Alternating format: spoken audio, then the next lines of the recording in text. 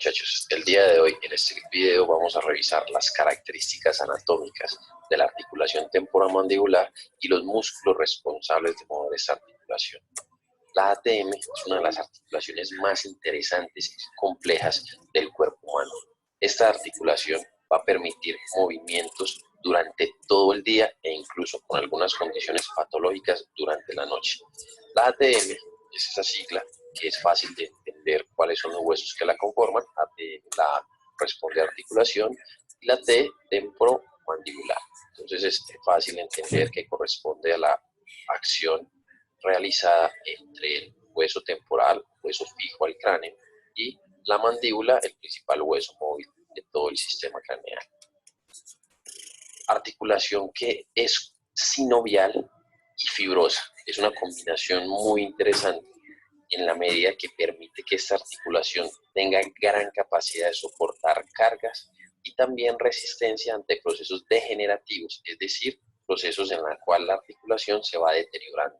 Algo muy interesante es lo que podemos observar en esta zona, que no solo sería la articulación del hueso temporal con el cóndilo de la mandíbula, sino que encontramos un tejido interpuesto que cumple la función de un menisco que se va a llamar disco intraarticular de la ATM.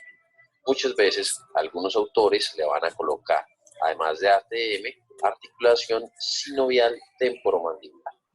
La ATM va a permitir actividades muy funcionales como la masticación, poder comer, triturar los alimentos entre los dientes, sonreír, darle un beso a la persona que queremos y interactuar constantemente.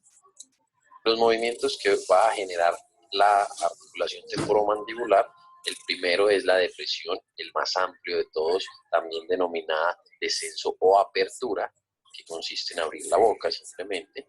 Tenemos la oclusión o el cierre, juntar nuestras muelas, también denominada elevación.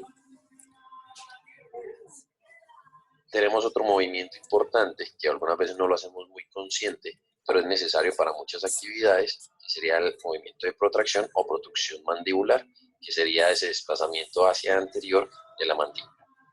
Otro movimiento es el movimiento completamente opuesto, que es el de la retracción o retrusión mandibular, en el cual la mandíbula se desplaza posteriormente con respecto a los dientes de arriba. Tenemos otro movimiento que ocurre en el plano lateral, que serían las lateralidades principalmente, o las diducciones, llevar la mandíbula a la derecha o llevar la mandíbula a la izquierda. Cuando hablamos de ese componente anatómico de la ATM, recordamos que la articulación entre el hueso temporal, aquí resaltado en verde, y la mandíbula inferior a ese temporal. Van a aparecer dos superficies articulares que van a ser las responsables de articularse con la mandíbula. La primera de esas superficies articulares es la cavidad glenoidea del temporal. Esta estructura que vemos acá, también denominada simplemente cavidad articular. Y anterior a ella, una pequeña prominencia, una pequeña saliente.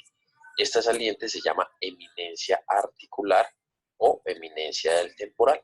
Esas van a ser las dos estructuras que aporta el hueso temporal para la articulación.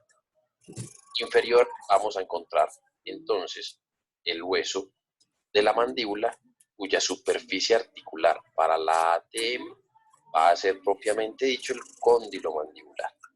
Pero es una articulación compuesta, es decir, va a tener más estructuras. Y esa otra estructura que se va a aparecer allí es esta, que vemos aquí en un rosa un poco más pálido. Esa estructura es el disco interarticular de la ATM, responsable de permitir el movimiento del cóndilo dentro de esa cavidad glenoidea, permitiendo la apertura, el cierre, las lateralidades, las protrusiones y retrusiones. Encontramos dentro del ATM unos músculos muy importantes que suelen afectarse bastante, suelen ser muy dolorosos en algunas de las patologías que tenemos, o cuando abusamos de ella, como cuando comemos mucho chicle. El primer músculo que vamos a estudiar de esos que conforman la masticación sería el macetero. El macetero es el músculo más fuerte por área transversa de todo el cuerpo. Es decir, a pesar de su tamaño relativamente reducido respecto a otros músculos tan grandes como los miembros inferiores, es mucho más fuerte. El macetero va a tener su origen en esta región, todo lo que sería el arco cigomático, la parte anterior de ese arco cigomático, por ende va a comprender dos huesos, la apófisis cigomática del temporal con la apófisis temporal del cigomático. En ese borde inferior del arco cigomático va a ser su origen y su inserción va a ser en toda la parte distal de la mandíbula, involucrando el ángulo de la mandíbula y la rama de la mandíbula. O sea que va a ir de esta zona hasta esta zona distal. Su acción, mírenlo ahí, su acción va a ser la elevación de la mandíbula. Decimos que es el músculo más fuerte del organismo. Muchas personas ponen a prueba esta musculatura con esta imagen jalando un carro. Tractores incluso son capaces de sostenerse todo el cuerpo de una barra con la fuerza de este músculo. El macetero va a ser inervado por el quinto par craneal, el trigémino, su rama mandibular, al igual que todos los 4 músculos de la masticación que vamos a ver en este video. Siguiente músculo importante, músculo temporal. En videos pasados habíamos revisado la fosa del temporal, que corresponde a todos estos huesos. Dentro de ellos el parietal, el temporal, parte del frontal, el esfenoides. Toda esa zona, denominada fosa temporal, va a ser el sitio de origen de ese músculo.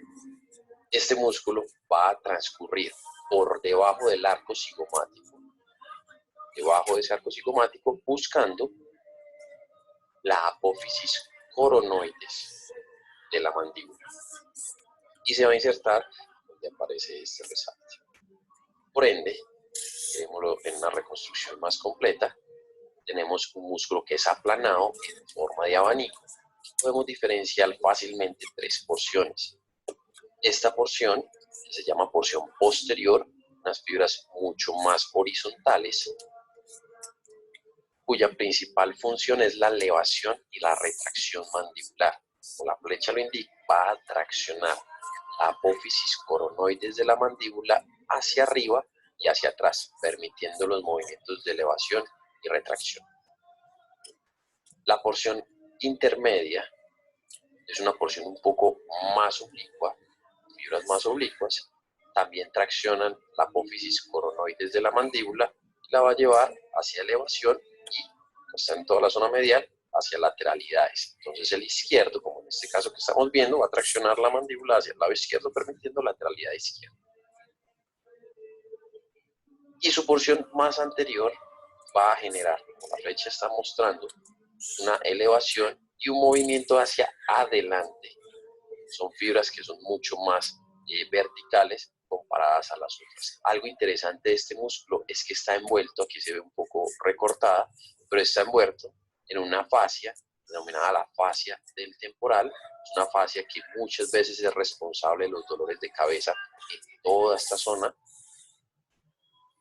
El paciente se puede quejar de dolor en esta zona y uno al palpar el músculo imita ese mismo dolor.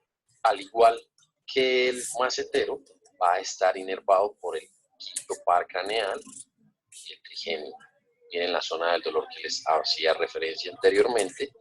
Muchas veces pacientes que en la noche aprietan los dientes, que se llama bruxismo, quedan con ese dolor en esta zona. Entonces, un músculo importante a la hora de tratarlo. El siguiente músculo de la masticación que vamos a ver, denominado pterigoideo medial, algunas veces pterigoideo interno, tiene que ver con este hueso. Recuerden que tiene forma de murciélago.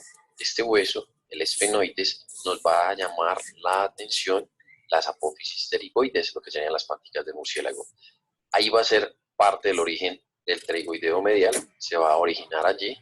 También va a tener un origen en lo que será el hueso palatino en su porción superficial y el hueso maxilar, la parte posterior. Ese músculo sale su origen en la apófisis pterigoides y va a buscar el ángulo de la mandíbula.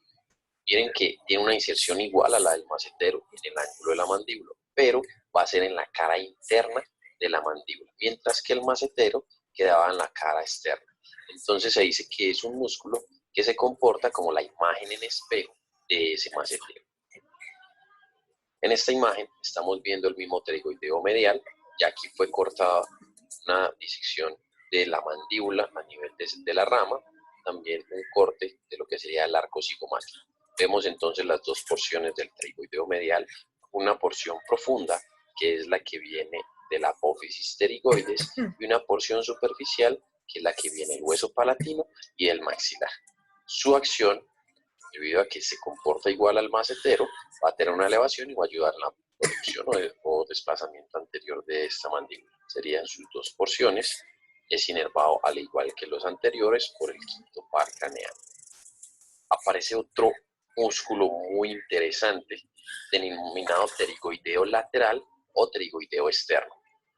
Es uno de los músculos también que suele ser más sintomático. Tiene dos porciones, una superior y una inferior. Este músculo tiene en sus dos porciones, vemos la flecha sobre la porción inferior, vemos aquí estaría la porción superior, va a tener su origen una directamente en el ala mayor del esfenoides. La porción inferior va a tener su origen en la apófisis pterigoides del esfenoides y va a transcurrir hacia posterior a insertarse en el cóndilo de la mandíbula, en una inserción acá, y la otra va a ser inserción en todo el pliegue del disco articular. Por ende, miren la acción tan importante. Ayuda en la apertura al desplazamiento anterior de ese cóndilo y a que el disco acompañe al cóndilo mientras se hace esa apertura. Muchas veces cuando escuchamos clics mientras abrimos, puede ser que este músculo pterigoideo lateral está tan tensionado que el disco se sale y queda rozando el cóndilo dentro de la cavidad glenoidea. Es un músculo que también va a ser inervado por el quinto par craneal. Cuando hablamos de la ATM, tenemos que considerar también los principales ligamentos que la conforman. Dentro de esos ligamentos van a ser relativamente sencillos de nombrar. Tenemos la cápsula, recuerden que es una vaina fibrosa que permite estabilizar todos los movimientos que va a generar la ATM. Tenemos el ligamento lateral, que viene del temporal hacia la parte posterior del cóndilo. Ese ligamento lateral, también llamado ligamento temporomandibular, va a estabilizar los movimientos de retrusión de la mandíbula y participa parcialmente en las lateralidades. Tenemos el ligamento que viene de la apófisis pterigoides del esfenoides, denominado entonces esfenomandibular, hacia la cara interna de la mandíbula, por ende va a estabilizar las lateralidades de la mandíbula y parcialmente la apertura. Y de la apófisis estiloides hacia la parte inferior del ángulo de la mandíbula viene el ligamento estilomandibular, que va a estabilizar los movimientos tanto de apertura como de producción. Recuerden la cercanía que tiene la ATM con el conducto auditivo externo. Es común encontrar en muchos de nuestros pacientes, o incluso en nosotros mismos, que cuando abrimos la boca escuchamos un sonidito, un clic, y ese clic está generado por la transmisión de esa vibración de la articulación hacia el conducto auditivo externo. Es probable incluso que el paciente pueda tener dolor de oído, una otalgia, debido a problemas de la articulación temporomandibular. Por ende, muchas veces podemos realizar la palpación directa de la articulación metiendo el dedo en el conducto auditivo externo del paciente o por delante de esa estructura directamente sobre la piel y estar palpando propiamente la cápsula articular. Si ustedes hacen ese ejercicio de palpar esa parte, van a sentir que él se desplaza hacia afuera y hacia adelante, mientras se hace, por ejemplo, una apertura. Muchas gracias.